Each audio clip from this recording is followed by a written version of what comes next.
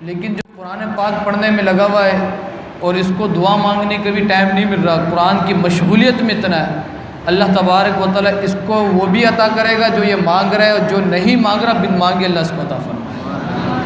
اور میرے آقا علیہ الصلوۃ والسلام نے فرمایا، حضور علیہ الصلوۃ والسلام کی حدیث ہے کہ جو شخص اپنے بچے کو قرآن پاک کی تعلیم دیتا ہے اس کو اللہ تبارک و تعالیٰ قیامت کے دن تاج پہنائے گا۔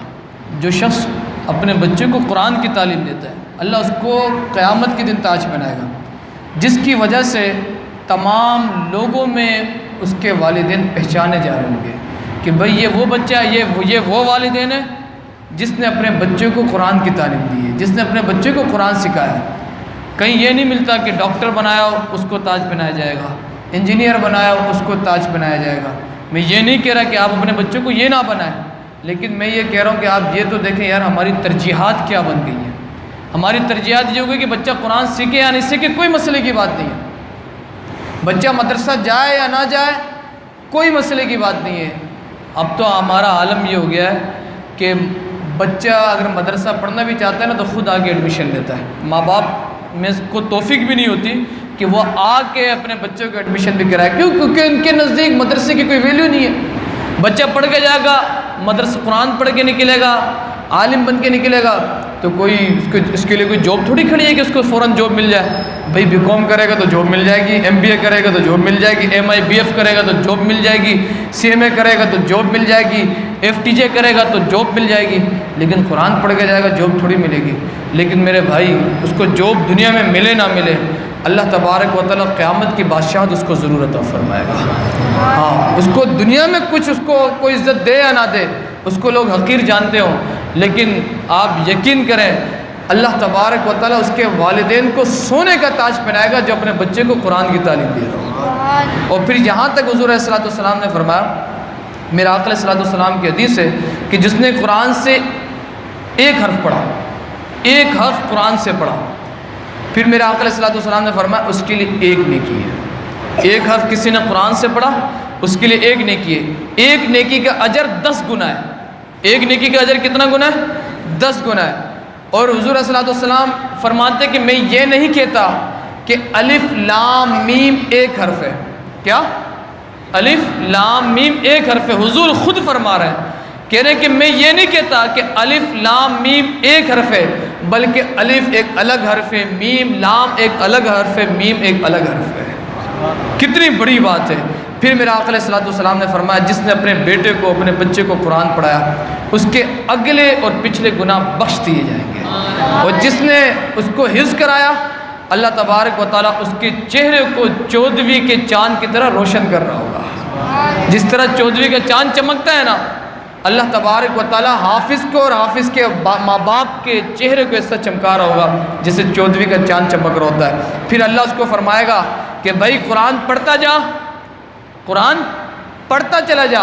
وہ جتنا قرآن پڑھتا چلا جائے گا اللہ تبارک و تعالیٰ اس کے اور اس کے ماں باپ کے درجے کو بلند کرتا چلا جائے گا۔ میرے آقا علیہ الصلوۃ والسلام نے فرمایا، حضور علیہ الصلوۃ والسلام کی حدیث ہے، خیرکم من تعلم القرآن وعلمہ، تم میں سب سے بہتر وہ لوگ ہیں جو قرآن پڑھیں، خود قرآن پڑھیں اور دوسروں کو قرآن سکھائیں۔ حضرت عمر اس حدیث کو نقل فرماتے ہیں، حضور صلی اللہ علیہ وسلم نے فرمایا بہت سے لوگ، اور قرآن کی آیت ہے، آج لوگ کہتے ہیں نا کہ یار قرآن پڑھ کے بھی لوگ گمراہ ہو جاتے ہیں، قرآن پڑھ کے بھی ہدایت پا جاتے ہیں۔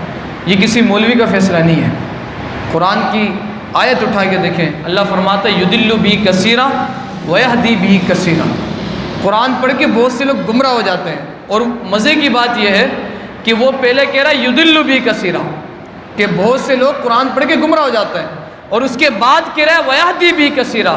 اس کا مطلب سمجھ میں یہ بات آئی کہ کوئی اگر ڈائریکٹ قرآن کو پڑھے آقا علیہ الصلوۃ والسلام کی محبت کے بغیر، صحابہ کی محبت کے بغیر، تو پھر ہوتا کیا ہے کہ وہ گمراہ ہو جاتا ہے۔ لیکن جو عشق مصطفیٰ کا چشمہ لگا کے قرآن پڑھے نا، اللہ تبارک و تعالیٰ اس کو ہدایت عطا فرماتا ہے۔ ایک سمپل سی بات ہے، آپ سب کو پتہ ہے، آپ سب کو اچھی طریقے سے پتہ ہے کہ دریاؤں کے، سمندروں کے تہ کے اندر موتیاں موجود ہیں، پتہ ہے نا، ساروں کو پتہ ہے نہیں پتہ ہے؟ سنہری موتیاں، قیمتی موتیاں، ہیرے جواہرات جو ہے سمندر کے دریاؤں کے تہ میں موجود ہے۔ میں اور آپ میں سے کوئی ایسا شخص ہے جو بولے یار میں چھلانگ لگاؤں کل جا کے نکال کے لے کر ہم ہوتی ہیں، کیا ضرورت ہے مجھے کمانے کی، جاتا ہوں سی وی جا کے چھلانگ مارتا ہوں، نکال کے لے کر آتا ہوں۔ آپ بولیں گے بھائی کیا ہو گیا حضرت، ایسی باتیں کرنے کی ہوتی ہیں کیا؟ یہ تو وہی نکال سکتا ہے جو تیراک جانتا ہو، جس کے اندر ساری صلاحیتیں موجود ہوں۔ ایک دریا مخلوق میں سے جو چیز ہے، اس کے اندر سے آپ قیمتی ہیرے نکالنے کے لیے آپ خود جا نہیں سکتے، یا قرآن سے آپ خود ڈائریکٹ سیکھ لیں گے سب کچھ ہیں؟ آپ فزکس خود پڑھ نہیں سکتے، اتنا ڈیجیٹل زمانہ آ گیا، اتنا جدید زمانہ آ گیا، لیکن پھر بھی آپ اپنے بچے کو اسکول داخلہ کراتے ہیں کہ بچہ پڑھے۔ آپ نکالیں نا، نیٹ میں لکھیں فزکس، نیٹ میں لکھیں بایولوجی، نیٹ میں لکھیں آپ اینیٹومی، نیٹ میں لکھیں آپ فزیولوجی، آپ پڑھیں میتھمیٹکس پڑھیں، اکاؤنٹنگ پڑھیں، آپ کچھ بھی پڑھتے رہیں، لیکن آپ بولیں گے نہیں خود سے نہیں پڑھا جا سکتا، آپ کسی سر کے پاس جائیں گے تبھی پڑھا جا سکتا ہے۔ ایک دنیاوی علوم، میں ان لوگوں کو ایک بات کہہ رہا ہوں جو یہ نعرے لگا رہے ہوتے ہیں کہ نہیں قرآن اٹھاؤ ترجمہ پڑھو قرآن سمجھ میں آ جائے گا، ان میں سے اکثر آپ کو گمراہ نظر آ رہے ہوتے ہیں۔ قرآن پڑھیں، بالکل پڑھیں، لیکن اس سے پڑھیں جو قرآن پڑھانے والا ہو، جو قرآن کو سمجھانے والا ہو، جس کے اندر عشق مصطفیٰ ہو۔ جب اس کے پاس بیٹھیں گے تو وہ قرآن کو پڑھائے گا بھی اور آپ کے سینے میں قرآن کو داخل بھی کر رہا ہوگا۔ اور حضرت عمر خود فرماتے ہیں کہ حضور کی حدیث ہے کہ بہت سے لوگ قرآن پڑھ کر گمراہ ہو جاتے ہیں اور بہت سے لوگ قرآن پڑھ کر ہدایت پر آ جاتے ہیں۔ تو یہ قرآن کی فضیلت ہے، اس کا ایک الگ ہی نور ہے۔ ایک روایت میں آتا ہے کہ ایک بڑا جو ہے گناہگار شخص، بڑا گناہگار شخص جس نے اپنی زندگی میں گناہ ہی گناہ کیے، جب اس کے یہاں اولاد کا سلسلہ ہوا، ابھی اولاد پیدا نہیں ہوئی، تو اس نے اپنی بیوی کو کہا کہ یہ جو تیرے پیٹ میں بچہ ہے نا، اگر میں مر جاؤں پہلے تو اس کو کہیں پہلے لے کے نہیں جانا، پہلے تو اس کو مدرسے لے کے جانا، یعنی اس کو قرآن کی تعلیم دینا، اس کو اللہ کا کلام پڑھانا۔ یہ بنی اسرائیل کے دور کے ایک شخص کا واقعہ ہے۔ اب ہو سکتا ہے کہ آپ کے اس وقت تو قرآن نہیں تھا، لیکن اللہ کا کلام تو تھا نا، توریت، زبور، انجیل کی صورت میں اللہ کے کلام تو تھے۔ تو اب اس نے اپنی بیوی کو یہ نصیحت کیا۔ کچھ دنوں کے بعد ایسا ہوا کہ اس کا انتقال ہو گیا۔ انتقال کے 1 مہینے کے بعد اس کے اولاد ہوئی، بیٹا پیدا ہوا۔ جب بیٹا بولنے لگا تو اس کی بیوی نے اپنے بیٹے کو انگلی سے پکڑا اور سیدھا لے کے چلے گئے اس کے پاس جو اللہ کے کلام کو جانتا تھا، اللہ کے کلام کو سکھانے والا تھا۔ جب اس کے پاس لے کے گئی تو اس نے معلم صاحب نے، استاد صاحب نے اللہ کا کلام پڑھانا شروع کیا، کہا ابھی پڑھو بسم اللہ، اللہ اکبر، یا اللہ، یا الف، کچھ بھی پڑھا اپنے حساب سے۔ تو اللہ تبارک و تعالیٰ نے اس شخص کو عذاب میں مبتلا کیا ہوا تھا۔ لوگوں نے دیکھا خواب میں بھی کہ یہ اتنا گناہ گار شخص ہے، اللہ نے اس کو عذاب میں مبتلا کیا ہوا۔ اس کی وائف نے بھی دیکھا ہوا تھا، لیکن جب اس کی بیوی جب اس بیٹے کو، اپنے بیٹے کو معلم کے پاس لے کے گئی، استاد کے پاس لے کے گئی اور اس نے اللہ کا کلام پڑھایا، تو جب اس بچے نے کہا نا الف یا اللہ، تو اللہ تبارک و تعالیٰ نے اپنے فرشتوں کو حکم دیا، اے میرے فرشتوں، اس کا بیٹا جو ہے زمین کے اوپر میرا نام لے رہا ہے، مجھے غیرت آ رہی ہے اس بات پر کہ میں زمین کے نیچے اس کو عذاب دوں، میں نے اس کو اس کے بچے کے صدقے معاف فرما دیا۔ سبحان اللہ۔ اب آپ دیکھیں کتنی بڑی بات ہے۔ میں ہمیشہ سے ایک بات کہتا ہوں کہ میری دلی خواہش ہے کہ میں ایک ایسا ادارہ بناؤں جہاں میں بچے حافظ بنے، عالم بنے، تو پلس ڈاکٹر بھی بنے، پلس انجینئر بھی بنے، پلس وہ سب کچھ بنے۔ میں یہ نہیں کہہ رہا کہ عالم بن کے آپ ڈائریکٹ مسجد میں آ جائیں، یار عالم بن کے ایک بندہ ڈی ایس پی بھی ہو، عالم ہو ڈی ایس پی ہو، عالم ہو ڈاکٹر ہو، عالم ہو انجینئر ہو، عالم ہو بیوروکریسٹ ہو، عالم ہو ایم پی ہو، عالم ہو ایم این اے ہو۔ آپ مجھے بتائیں تو صحیح، آپ اپنے سینے پہ ہاتھ رکھ کے اپنے دل کی طرف توجہ کر کے بولیں، یا زمانے کے اندر خود بخود انقلاب آ جائے گا یا نہیں آ جائے گا؟ فساد ختم ہو جائے گا یا نہیں ہو جائے گا؟ آج آپ سارے معاشرے کو اٹھا کے دیکھیں، لیکن آپ کو سب سے بہتر نظام اگر ملے گا تو مسجد و مدرسے کا مل رہا ہوگا۔ ابھی بھی آپ جتنے بھی ڈپارٹمنٹ اٹھا کے دیکھ لیں، میں آپ کو صحیح بات بتا رہا ہوں، ابھی اگرچہ اس میں بھی خرابی آنا شروع ہو گئی، میں یہ بات نہیں کہہ رہا، لیکن فسادی لوگ اس میں بھی آ گئی ہیں نا۔ اب کیونکہ ہمارے یہاں اکثر مساجد کے اندر آپ عالم دیکھیں گے، مساجد کی کمیٹیاں جو ہوتی ہیں ان کو دین کا کچھ پتہ نہیں ہوتا، وہ تو حکمران ہوتے ہیں، وہ تو چودھری ہوتے ہیں، ان کا تو طریقہ ہی گفتگو یہی ہوتا ہے کہ امام تو ہمارا نوکر ہے، مؤذن تو ہمارا نوکر ہے، ہمیں تو اس سے اس طریقے سے بات کرنی ہے۔ لیکن جب آپ صحیح معنوں میں قرآن کی تعلیم کو عام کریں گے، خدا کی قسم آپ کی انفرادی انڈیویجول زندگی کے اندر بھی انقلاب آئے گا اور اجتماعی زندگی کے اندر بھی انقلاب آ رہا ہوگا۔ اللہ ہم سب کو توفیق عطا فرمائے۔ آج ہم نے جو سورہ فاتحہ کی تلاوت کی، سورہ فاتحہ جو ہے یہ مکہ میں نازل ہوا۔ قرآن کی تفسیر ہم نے تھوڑی سی بیان کر دی، قرآن کی فضیلت۔ سورہ فاتحہ کس میں، ٹائم زیادہ تو نہیں ہو رہا، بس کچھ دیر کے اندر انشاءاللہ 10 سے 15 منٹ کے انشاءاللہ ہم کیا کریں گے۔ سورہ فاتحہ مکہ میں نازل ہوا، اس کے اندر ایک رکوع ہے، 7 آیتیں۔ کتنی؟ ایک رکوع، سارے مل کے بولیں، ایک رکوع 7 آیتیں، 27 کلمے، 140 حروف ہیں۔ ایک رکوع، سارے مل کے بولیں تاکہ آپ کے بھی آ جائے۔ ایک رکوع، 7 آیتیں، 27 کلمے، 140 حروف۔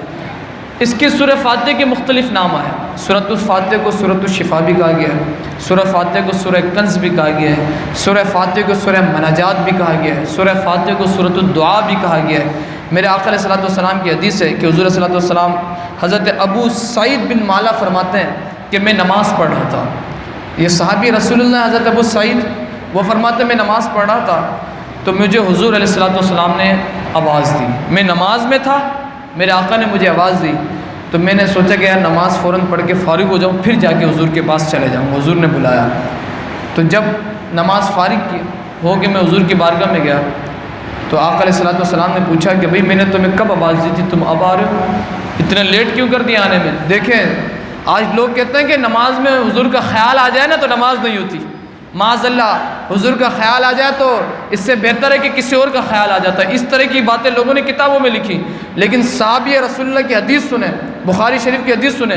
میرے آقا علیہ الصلوۃ والسلام نے فرمایا میں نے تمہیں آواز دی، تم آئے کیوں نہیں؟ وہ صحابی کہنے لگے یا رسول اللہ میں تو نماز پڑھ رہا تھا۔ کیا کر رہا تھا؟ میں نماز پڑھ رہا تھا۔ میرے آقا علیہ الصلوۃ والسلام نے فرمایا کہ کیا تم نے اللہ کی یہ بات نہیں سنی؟ اللہ نے قرآن میں فرمایا استجیبوا للہ وللرسول اذا دعاکم، جب تمہیں اللہ اور اس کے رسول بلائے تو فوراً ان کی بارگاہ میں آ جاؤ۔ بولے سبحان اللہ۔ سبحان اللہ۔ میرے آقا فرمانے لگے تم نے یہ کلام نہیں سنا، یہ آیت نہیں سنی کہ اللہ نے فرمایا استجیبوا للہ والرسول اذا دعاکم، جب اللہ اور اس کے رسول تمہیں بلائے تو فوراً آ جاؤ۔ تو وہ صحابی کہنے لگے جی یا رسول اللہ مجھ سے غلطی ہو گئی۔ میرے آقا علیہ الصلوۃ والسلام نے فرمایا کیا میں تمہیں مسجد میں نکلنے سے پہلے ایک ایسی قرآن میں سب سے عظیم صورت نہ بتاؤں؟ یعنی تم جب تک مسجد میں ہو، مسجد میں کے جانے سے پہلے اپنے گھر میں لوٹنے سے پہلے تمہیں ایسی صورت نہ بتاؤں جو قرآن میں سب سے عظیم صورت ہے؟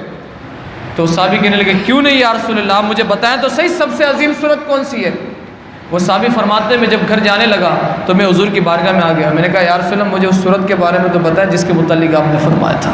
میرے آقا علیہ الصلوۃ والسلام نے فرمایا وہ جو سب سے عظیم صورت ہے وہ سورۃ فاتحہ ہے۔ وہ کون سی صورت ہے؟ وہ سورۃ فاتحہ ہے۔ یہی 7 مثانی ہے۔ آقا علیہ الصلوۃ والسلام نے فرمایا یہی وہ قرآن ہے جو اللہ نے مجھے عطا کیا ہے۔ اندازہ کریں کہ کتنی اس کی برکت ہے۔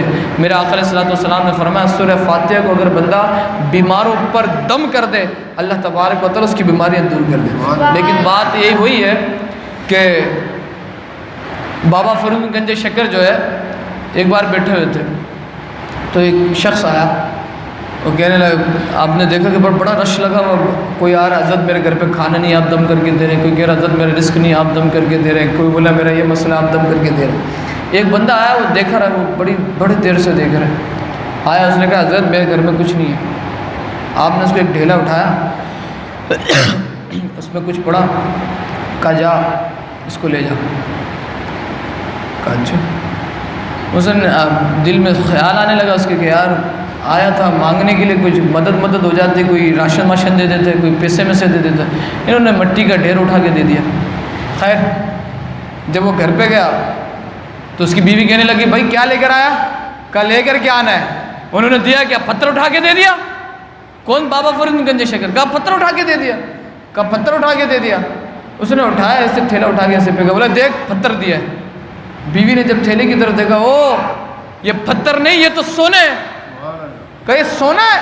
وہ بھی دوڑا اس کی طرف، کہا کہ یہ سونا کہاں سے آ گیا، یہ تو پتھر تھا۔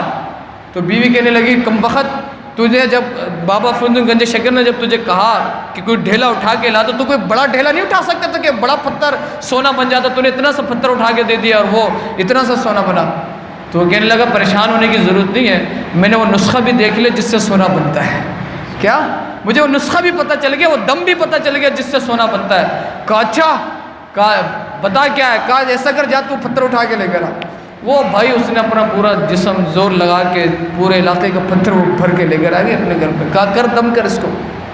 وہ بھائی 1 بار پڑھے, 2 بار پڑھے, 3 بار پڑھے, 4 بار پڑھے, گھنٹے لگا, گھنٹوں لگ گیا اس کو پڑھتے پڑھتے. لیکن پتھر تو پتھر ہی, نہ سونا بن رہا ہے نہ کچھ. وہ اپنا منہ اس نے چھوٹا سا منہ جو ہے نا بابا فرید گنج شکر کی بارگاہ میں لے کے گیا. کہ حضرت ایک بات ہے. کہا کیا بات ہے؟ کہا بات یہ کہ آپ دم کر رہے تھے تو پتھر سونا بن جا رہا تھا, وہی چیز آپ نے 1 بار پڑھا تو سونا بن گیا, میں تو پتہ نہیں کتنے گھنٹوں تک پڑھتا رہا لیکن وہ سونا نہیں بنا. تو بابا فرید گنج شکر نے فرمایا تو عمل تو فرید والی لے کے چلے گیا تھا لیکن زبان بھی تو فرید والی لے کر آتا. سبحان اللہ. ہاں, تو عمل تو بابا فرید گنج شکر والی لے کر آ گیا لیکن زبان بھی تو بابا فرید گنج شکر والی لے کر آتا. جب بابا فرید گنج شکر والی زبان ہوتی تو سونا کو اللہ تبارک پتھر کو اللہ تبارک و تعالیٰ سونا ضرور بنا دیتا. اللہ تبارک و تعالیٰ ہم سب کو عمل کرنے کی توفیق عطا فرمائے اور ہمیں اس درس میں بیٹھنے کی توفیق عطا فرمائے جس درس کا نام ہمارا شان حبیب الرحمن من آیت القرآن. انشاءاللہ جو ہے یعنی جو آیتیں ہم پڑھیں گے نا اس میں پورے پارے میں سے ہم ان آیتوں کو لے کر آئیں گے جس میں حضور کی شان بیان کی ہوگی انشاءاللہ. اللہ تبارک